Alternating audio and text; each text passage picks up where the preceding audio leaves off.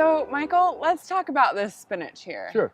I love spinach, but only like this, only from the field, because sometimes it gets like it leaves a grittiness in my mouth after I eat it that I don't really like. Right. But I've noticed your spinach is flavorful, it's hearty, and I can just eat it like a sack of potato chips. Right. You know? Well, this spinach it's called Bloomsdale. It bolts kind of fast, but it's a really good cold weather spinach. It's tender.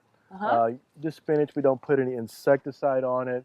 You're not going to see much insect pressure at all on it. If we use anything, it'll be an organic type of spray, only when necessary. Yeah. So that's tasty. Yeah, it really is a good spinach, and I can tell you right now, it's ready to be eaten. You see how much we have here. We have several rows. We've marketed several bushels already, and we have several bushels left. And we can get to work and do it if you like. Heck yeah. Okay, so short stem, right?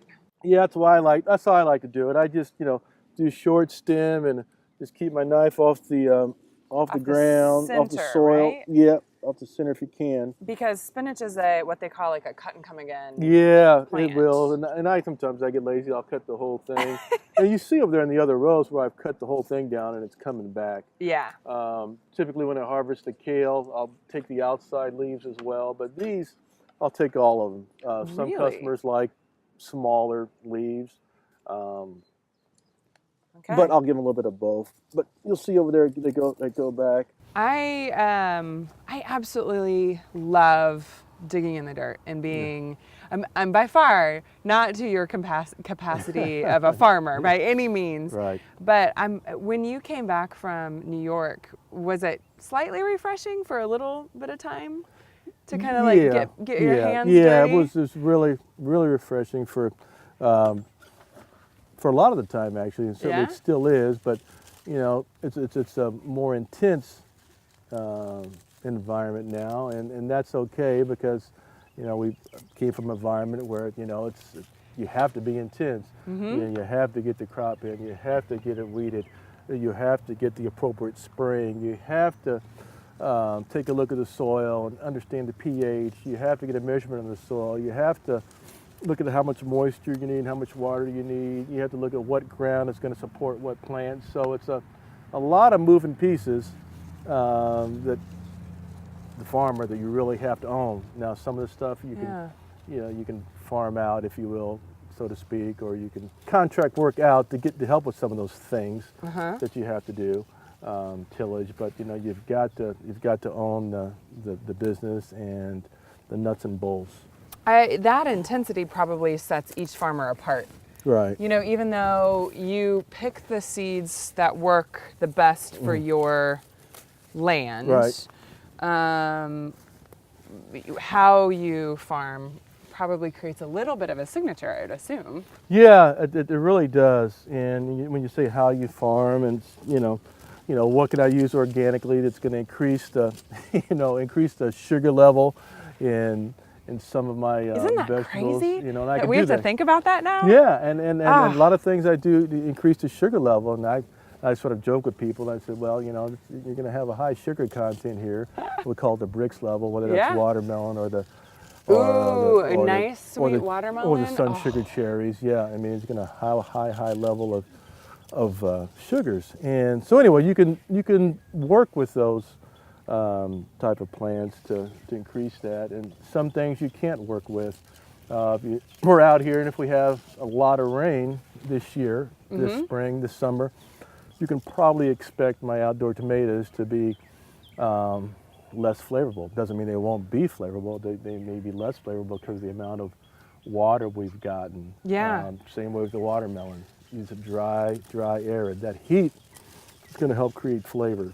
I'm a big fan of, the best watermelon is when it's like 115 degrees outside, and it's like watery and sweet and juicy, the type where it kind of like rolls down to your elbow. No, you're absolutely right. Instead of, when it's 15 degrees in January. Yeah, and I can tell you in this farm we had really the best watermelon crop we ever had was It's been several years ago when it was 103 degrees, 100, no, 4 years ago maybe, I don't remember. But the watermelon was intense, it was flavorful.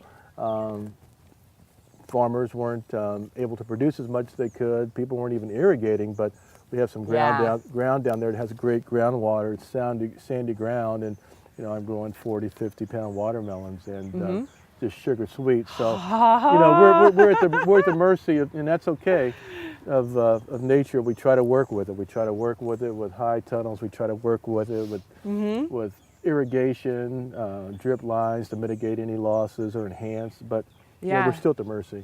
Well, I've heard that fighting against Mother Nature doesn't really work very well, so you might as well embrace her. Well, we're done. Are we okay with this bucket for right now? We can. And we can wash. We can wash it. And How about awesome salad? Yeah, the only thing, Renee, on this we just dunk real quick. I usually use 2 or 3 buckets to dunk it, and then we'll just throw it into a nice here. Clean bucket. Everything's been sanitized. Again, I'll put maybe a little vinegar in the water to help sanitize and clean everything. I'll put it into a crate, sanitized crate, and if you called me up and say, Mike, I need spinach, we're gonna pick it, at that particular moment, if we're not doing something else, so we're gonna get it to you within, a few hours.